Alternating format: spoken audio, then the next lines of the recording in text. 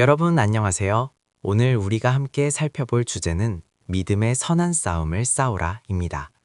이 내용은 청주 예수사랑교회 이정식 목사님의 주일 설교를 바탕으로 하고 있습니다. 슬라이드 중앙에 적힌 문구처럼 우리 삶은 어쩌면 매일매일이 하나의 큰 싸움터와 같을지도 모릅니다.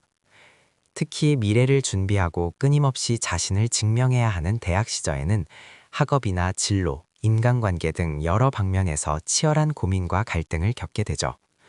성경 디모데전서 6장 11절부터 16절까지의 말씀은 우리에게 단순히 이기기 위한 싸움이 아니라 가치 있는 것을 지키기 위한 선한 싸움을 하라고 조언합니다.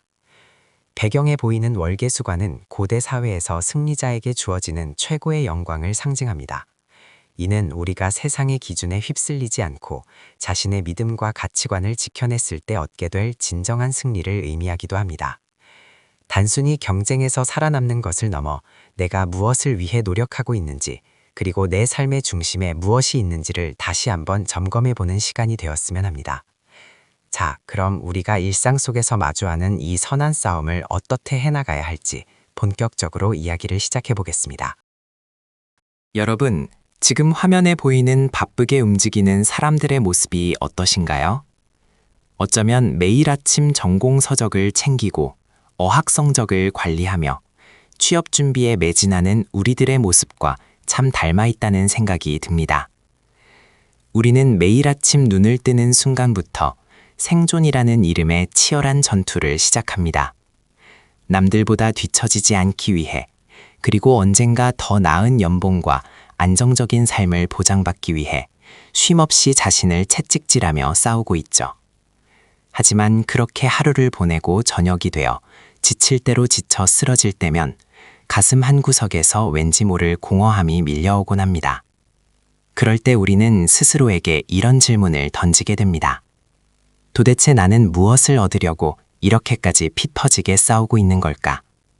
오늘 우리는 이 근원적인 질문에 대한 답을 함께 고민해 보려 합니다. 여러분, 이번 슬라이드에서 살펴볼 곳은 고대 도시 에베소입니다. 제목처럼 에베소는 화려함과 타락이 공존했던 곳인데요. 그림을 보시면 왼쪽에 고대 유적지와 오른쪽에 현대적인 빌딩 숲이 겹쳐져 있는 것을 보실 수 있습니다. 에베소는 지금의 뉴욕이나 서울처럼 당대 최고의 번화가였지만 동시에 물질 만능주의가 깊게 뿌리박힌 도시였습니다. 그곳에는 돈이 인생의 전부라고 가르치는 거짓 교사들이 가득했고, 사회적으로는 마치 전쟁터와 같은 혼란이 계속되고 있었죠. 이런 척박하고 치열한 현장에 젊은 디모데가 홀로 던져져 있었습니다. 노사도 바울은 사랑하는 제자 디모데를 위해 비장한 유언과도 같은 전략을 담아 편지를 보냅니다.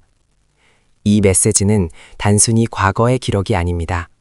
무한 경쟁과 물질 중심의 세상 속에서 오늘을 살아가는 우리 대학생들을 향한 하나님의 생생한 음성이기도 합니다. 과연 바울이 전한 그 비장한 전략이 무엇인지 다음 내용을 통해 함께 확인해 보겠습니다. 첫 번째로 우리가 기억해야 할 핵심은 바로 당신의 정체성을 기억하십시오라는 메시지입니다. 화면에 크게 적힌 오직 너, 하나님의 사람아 라는 구절은 디모데전서 6장 11절의 말씀입니다. 이 구절의 헬라어 원문은 그러나 너는 이라는 매우 강렬하고 대조적인 접속사로 시작됩니다. 우리 대학생 여러분들도 일상에서 느끼겠지만 세상은 끊임없이 돈을 쫓고 개인의 이익을 위해 치열하게 경쟁할 것을 요구합니다. 하지만 여러분은 달라야 합니다. 세상 사람들이 모두 한 방향으로 달려가더라도 여러분은 그 흐름에 휩쓸리지 않고 자신의 정체성을 지켜내야 합니다. 왜냐하면 여러분은 단순히 세상에 속한 사람이 아니라 하나님께 속한 하나님의 사람이기 때문입니다. 오늘 이 시간 내가 누구인지를 다시 한번 마음속에 깊이 새기며 세상과는 다른 가치를 추구하는 삶을 살아가겠다고 다짐해 보시길 바랍니다. 이번 슬라이드에서는 영적 거인들의 계보를 잇는 이름에 대해 이야기해 보려 합니다. 화면 왼쪽을 보시면 모세, 사무엘, 다윗, 엘리야처럼 성경 속에서 정말 큰 발자취를 남긴 인물들의 이름이 나열되어 있습니다. 구약 성경을 보면 이들에게는 공통적인 수식어가 하나 붙는데 바로 하나님의 사람이라는 칭어입니다. 사실 이 명칭은 아무에게나 쉽게 붙여졌던 것이 아닙니다. 당대의 시대 흐름에 휩쓸리지 않고 오직 믿음으로 시대를 거스르며 살았던 진정한 영적 거인들에게만 허락된 아주 특별하고 영광스러운 이름이었죠. 그런데 오늘 제가 여러분과 가장 나누고 싶은 핵심은 이 계보의 마지막에 적힌 그리고 당신이라는 문구입니다. 혹시 취업이나 학업 혹은 미래에 대한 불안감 때문에 스스로가 작게만 느껴지시나요? 하나님은 지금 위축되어 있는 여러분을 향해 이렇게 선포하고 계십니다. 너는 모세와 엘리야의 계보를 잇는 이 시대의 소중한 하나님의 사람이다라고 말이죠. 여러분 한 분 한 분이 이 위대한 영적 계보를 이어가는 주인공이라는 사실을 꼭 기억하셨으면 좋겠습니다. 여러분은 자신의 정체성을 무엇으로 정의하시나요? 여기 슬라이드를 보시면 한 장의 명함이 보입니다. 그 위에는 사장, 사원, 학생 같은 세상적인 직함들이 나열되어 있지만 정작 가장 중심을 차지하고 있는 글자는 바로 하나님의 사람입니다. 고 오카는 목사님께서는 늘 이 부분을 강조하셨습니다. 교회 안에서 어떤 직분을 가졌는지는 중요하지 않다고 말이죠. 진짜 제자는 세상 한복판에 던져졌을 때 내가 누구에게 속해 있는지를 잊지 않는 사람입니다. 취업을 준비하고 미래를 고민하는 우리 대학생들에게 세상은 끊임없이 어떤 스펙을 가졌는지, 어느 조직에 속해 있는지를 묻곤 합니다. 하지만 명함에 적힌 그런 타이틀보다 훨씬 중요한 본질이 있습니다. 우리는 무엇보다 먼저 하나님이 책임지시고 하나님이 직접 쓰시며 평생을 동행하시는 하나님의 사람이라는 사실입니다.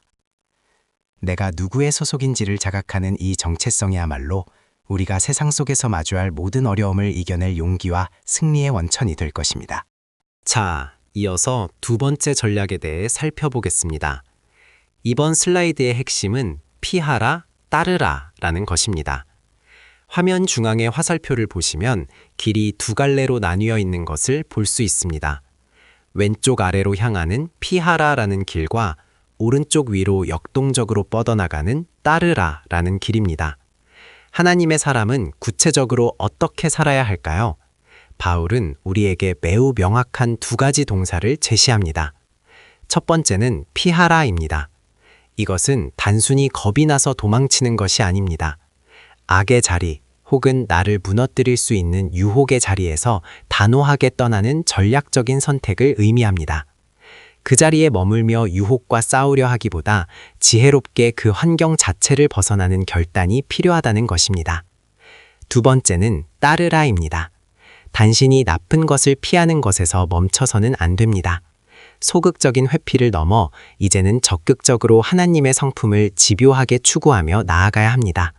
화살표가 우상향하듯 우리의 삶의 방향을 선한 가치와 성장에 맞추고 달려가는 자세가 중요합니다. 대학 생활을 하다 보면 수많은 선택의 기로에 서게 될 텐데 그때마다 이 두 가지 화살표를 기억하시기 바랍니다. 무엇을 멀리하고 무엇을 쫓아야 할지 명확히 구분할 때 여러분은 더욱 단단한 삶의 중심을 잡을 수 있을 것입니다. 이번 슬라이드에서는 탐욕의 자리에서 도망치라는 주제로 이야기를 나눠보겠습니다. 여러분, 흔히 돈이 만악의 근원이라고 생각하기 쉽지만 사실 성경은 돈 자체가 악하다고 말하지 않습니다. 진짜 문제는 돈을 사랑하는 마음입니다. 그 마음이 우리 삶에 들어올 때 비로소 일만하게 뿌리가 됩니다. 돈이 인생의 목적이 되고 우리 가치관의 중심을 차지하려 할 때 우리는 그 자리를 단호하게 피해야 합니다. 죄의 유혹과 탐심은 우리가 단순히 내면의 의지로만으로 맞서 싸워 이길 수 있는 만만한 대상이 아니기 때문입니다. 화면의 그림을 보시면 끊어진 사슬과 열린 새장 밖으로 날아가는 새가 보입니다. 이것이 바로 우리가 추구해야 할 모습입니다. 유혹의 현장에서 자신을 물리적으로 떼어놓는 격리가 승리의 첫걸음입니다.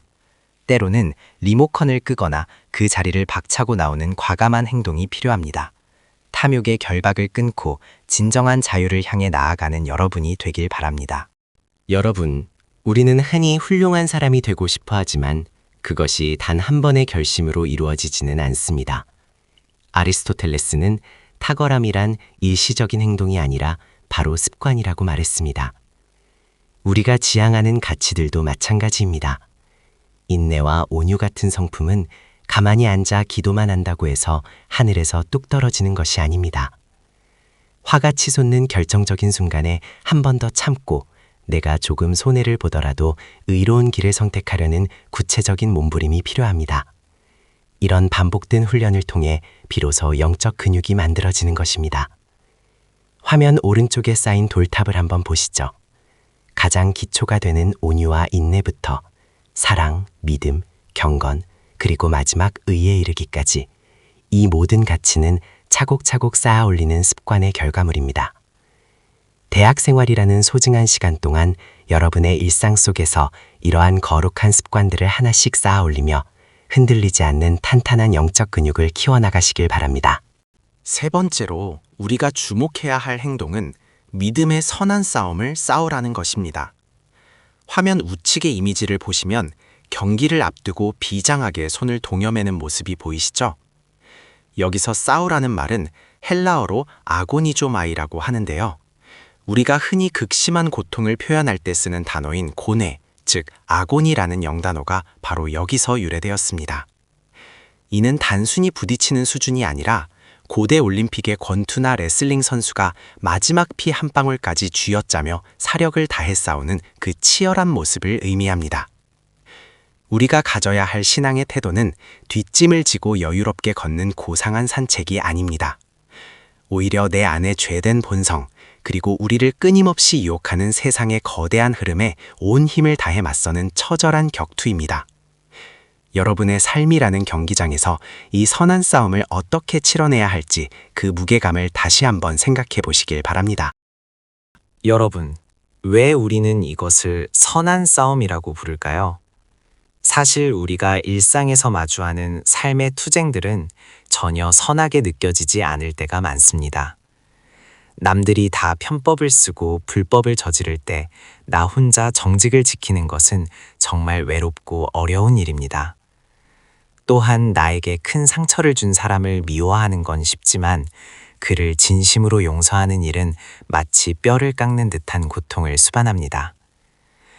때로는 하나님께서 우리의 완고한 고집을 꺾고 진정한 항복을 받아내기 위해 우리와 치열하게 씨름하신다는 느낌을 받을 때도 있을 것입니다. 하지만 여러분, 이 싸움의 끝을 보시기 바랍니다. 이 힘겨운 과정 뒤에는 승리자의 상징인 영광스러운 면류관이 우리를 기다리고 있습니다. 그렇기에 성경은 이 고통스러운 과정을 단순한 고난이 아닌 선한 싸움이라고 정의합니다. 지금 여러분이 겪고 있는 그 치열한 내면의 갈등과 정직을 향한 노력이 결국 영광스러운 결말로 이어지는 선한 싸움임을 기억하시길 바랍니다.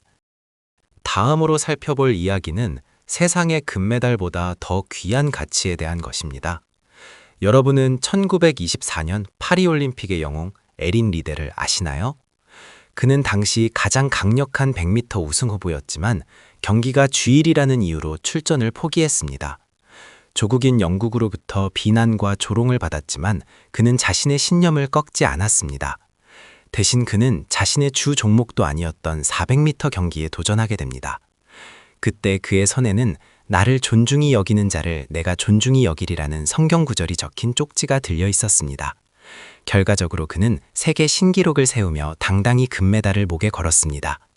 슬라이드 마지막 문구처럼 이것이야말로 진정한 선한 싸움이 아닐까 싶습니다.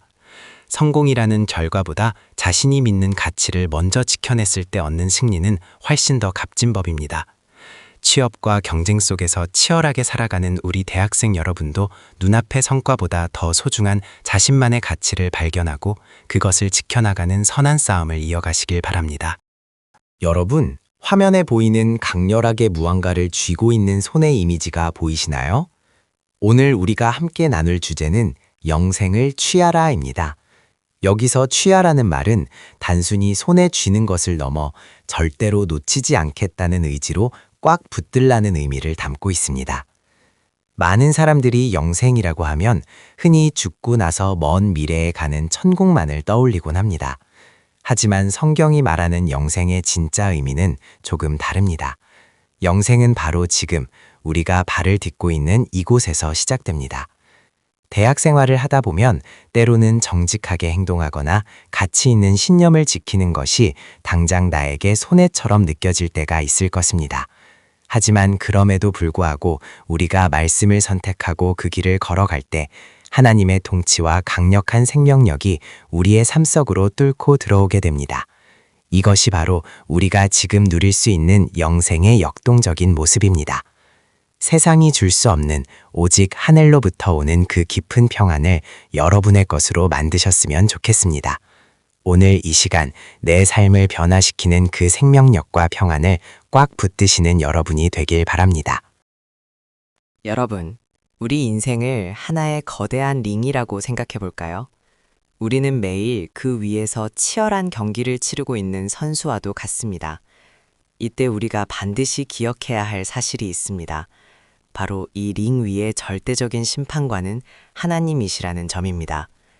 디모데전서 6장 15절은 하나님을 복되시고 유일하신 주권자이자 만왕의 왕으로 선포하고 있습니다.